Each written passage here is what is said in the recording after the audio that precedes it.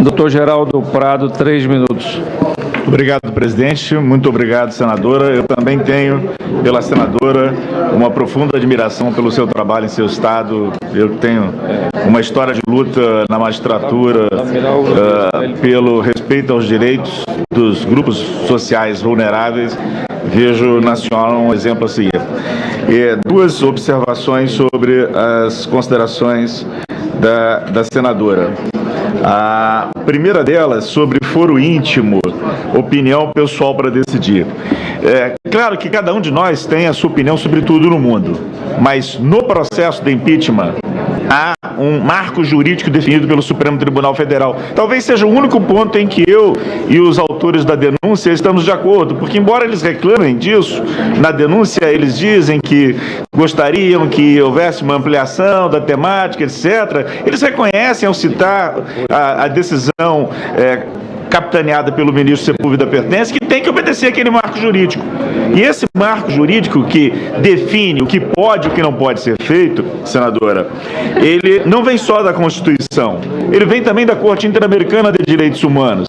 Aparentemente, não se está tão preocupado, as pessoas não estão tão preocupadas com uma interferência ou com os reflexos disso para o âmbito da Corte Interamericana. A Corte Interamericana diz: processo de impeachment tem que ter estrutura acusatória, ele resulta na interrupção de um mandato presidencial legitimado pela vontade popular manifestada em sufrágio universal, não cabendo que seja instaurado com base em notícia-crime manifestamente improcedente. Aqui eu estou relendo também a referência a uma decisão proferida pelo ministro Lewandowski nessa associação, e deve garantir o contraditório, a produção das provas, separação das fases instrutórias de julgamento, separação do órgão de instrução e de decisão, conhecimento da acusação. Inevitavelmente,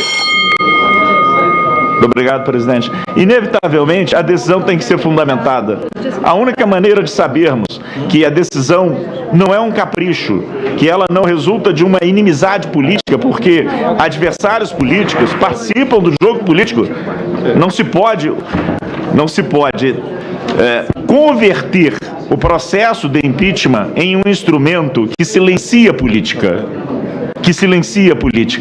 A única maneira de se garantir que o processo de impeachment seja um instrumento da política, que ele seja um instrumento do Estado de Direito, que ele seja um instrumento da democracia, é que sejam anunciadas as razões pelas quais cada senador, em cada uma das etapas do procedimento, opta por um caminho ou por outro, porque não há a possibilidade de se optar por algum caminho fora do marco das duas acusações que estão aqui.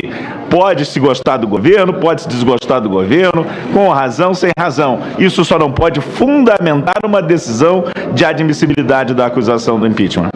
Perfeito? Eu espero ter respondido a Vossa Excelência. Vossa Excelência, senadora Fátima Bezerra, tem direito a 2 minutos para a réplica. Ok, senhor presidente. Senhor presidente, primeiro, quero aqui mais uma vez ressaltar que fica muito claro, que a presidenta Dilma está sendo julgada por fatores como falta de popularidade, dificuldade de gestão no campo da economia, chamado conjunto da obra, que evidentemente, à luz do ordenamento jurídico, isso não pode ser classificado, ser caracterizado como crime de responsabilidade.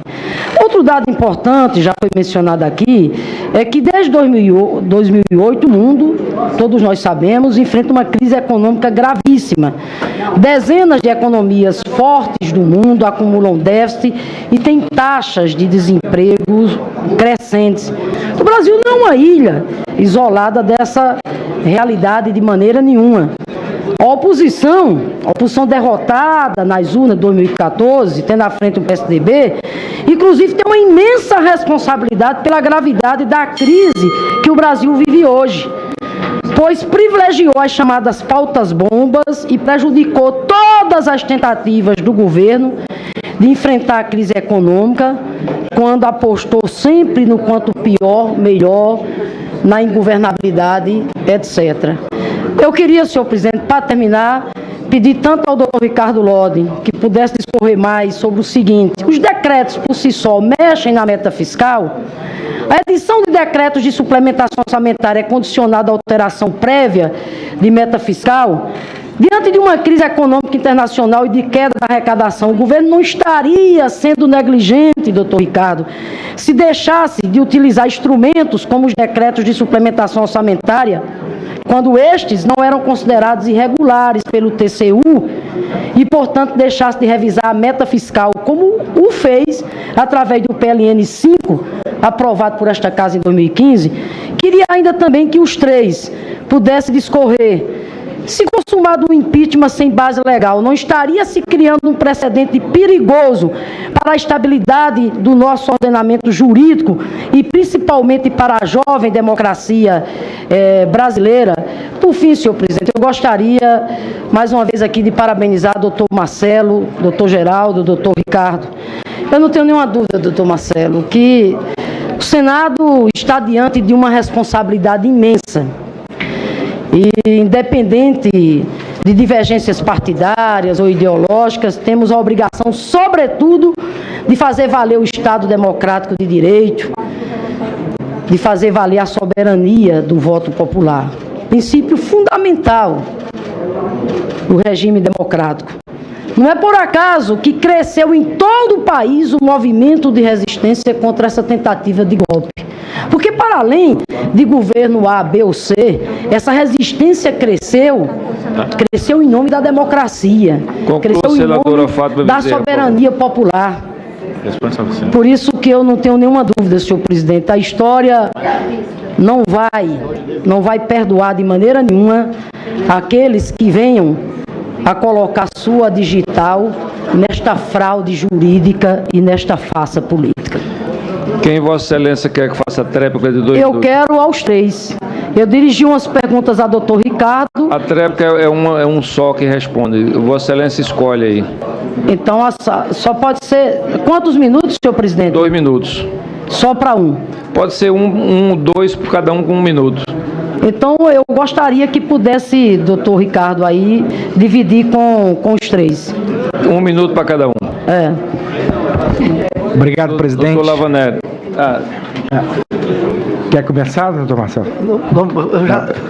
Excelentíssima senadora Fátima, 1 minuto para dizer a Vossa Excelência que Vossa Excelência resgata a dignidade, prestigia e engrandece esta casa.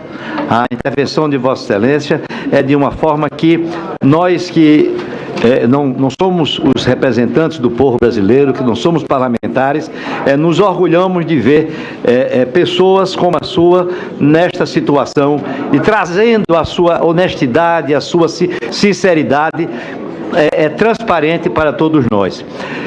A esperança é uma criança, já dizia Charles Peguy. A fé é uma senhora de idade, a caridade é uma senhora de meia idade, mas a esperança é uma menina travessa, uma menina que nós temos que perseguir porque ela corre na nossa frente. É exatamente por estar à nossa frente que nós temos que ir atrás, mantendo a nossa esperança. Nós vamos manter a nossa esperança, senadora Fátima. Senadora Jovem. Obrigado, presidente. Quero agradecer a pergunta da senadora Fátima Bezerra, que me dá a oportunidade de explicar por que os decretos que abrem crédito suplementar não têm o condão de comprometer a meta primária.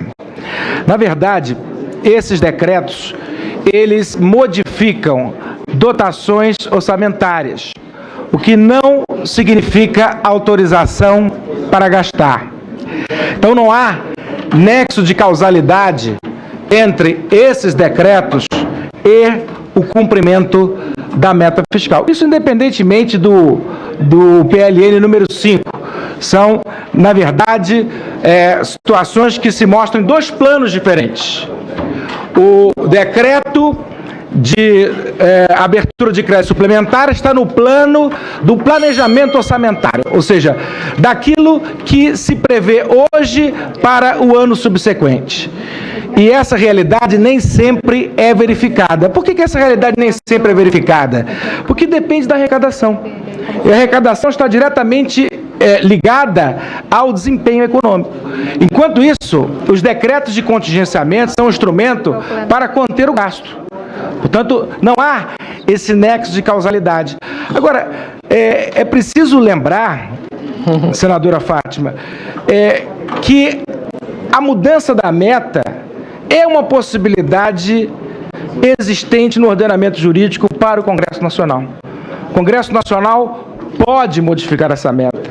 Enquanto o Congresso Nacional, mesmo diante de uma realidade econômica que não se apresentou, deixa de modificar a meta, está, na verdade, paralisando todos os órgãos do governo federal. Doutor Prado, 1 minuto. Muito rapidamente, senadora. Muito rapidamente, senadora. Cada senador, cada senadora que está aqui tem a legitimidade assegurada pelos votos que os trouxeram para esta casa. Isso é indiscutível e é uma legitimidade que é incontestável para o exercício de todas as funções, para o exercício das funções aqui na comissão e depois no plenário.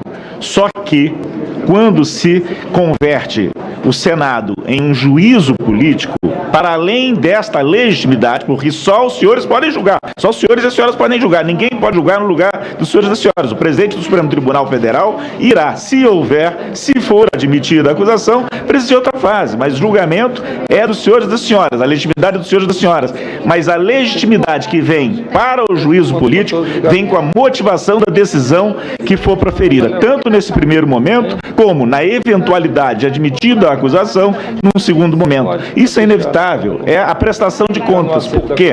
Porque em um juízo político dessa natureza, como em outros com a mesma característica, quem está sendo julgado traz consigo também uma legitimação equivalente à legitimação de Vossas Excelências. Um julgamento que suspenda o exercício da presidência da República pela presidente e que depois, eventualmente, interrompa em caráter definitivo a presidência, é um julgamento de uma penetração extraordinária. Portanto, há necessidade de quem julga explicar a quem legitimou cada um dos senhores e das senhoras, a quem legitimou o presidente da República, por que o faz. E nesse ponto que parece que é o nosso busilis. O porquê o faz, na minha opinião, só nos termos do processo de crime de responsabilidade. Muito obrigado. Tá certo. Senhor presidente, Vossa Excelência poderia ler toda a lista de oradores para cada parlamentar se programe? Posso. Agradeço. Vou informar quem é o próximo orador na condição de inscrito. É o senador Ronaldo Caiado.